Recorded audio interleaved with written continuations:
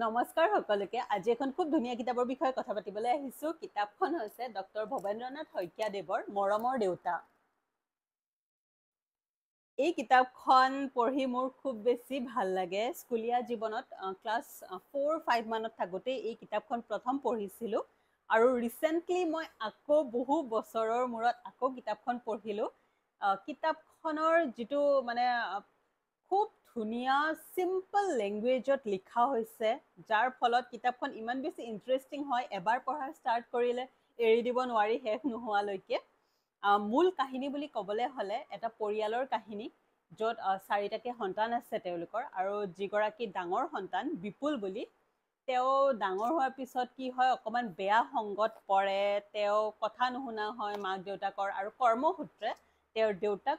ঘৰত থাকিব নোৱাৰে তেওঁ বেলেগ এখন ঠাইত থাকে মাজে সময়ে ঘৰলৈ আহে আৰু মাকৰ কথা নুশুনে বিপুলে দাবী ধমকি দি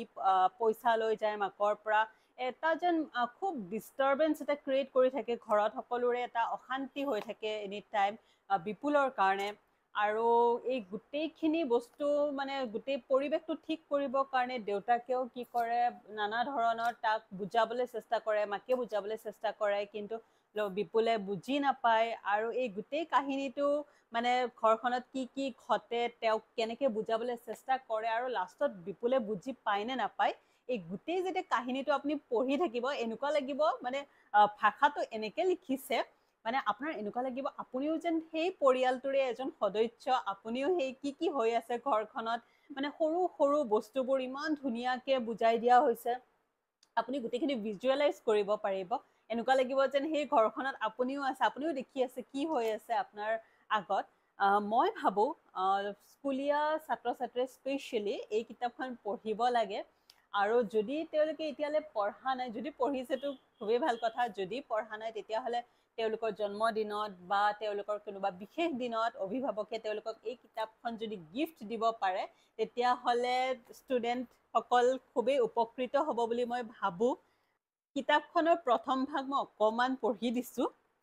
আপোনালোকে যদি আগতে কিতাপখন পঢ়িছে নিশ্চয় নষ্টালজিক হ'ব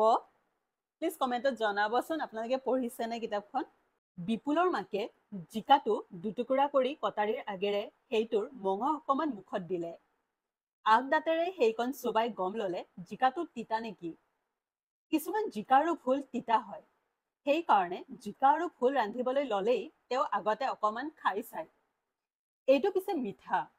বিপুলৰ মাকে এইবাৰ জিকাটোৰ শিৰবোৰ চুচিবলৈ আৰম্ভ কৰিছে এনেতে চৌকাৰ ফালৰ পৰা চু চু শব্দ এটা আহিল গাখীৰখিনি উতলি উফন্দি উঠিছে অকণমান গাখীৰ চচপেনটোৰ কাষেদি বাগৰি আহিলেই জিকা কটাৰী এৰি বিপুলৰ মাক দৌৰি গ'ল চৌকাৰ ওচৰলৈ খৰিৰ চৌকা দুটাৰ ওচৰতে কেৰাচিন তেলৰ ষ্টভ এটা থাকে সেইটোতে তেওঁ গাখীৰখিনি বহাই দিছিল খটপকৈ হলিতা কমোৱা হেণ্ডেলডাল তললৈ হেঁচি দি তেওঁ ফু ফুকৈ গাখীৰখিনি দুবাৰমান ফুৱালে তাৰ পাছত চচপেনটো নমাই আৰু জোৰেৰে ফু দুটা মাৰি ষ্টভটো নুমুৱাই দিলে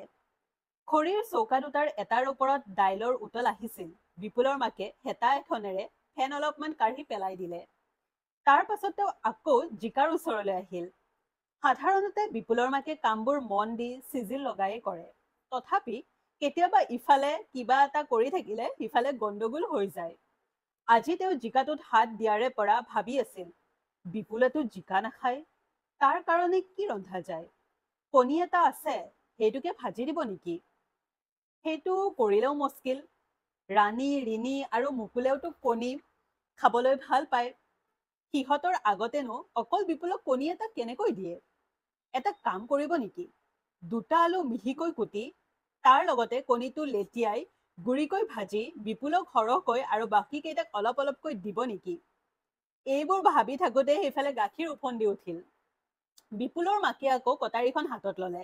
কিন্তু কিবা এটা ভাবি তেওঁ পাকঘৰৰ পৰা ওলাই আহিল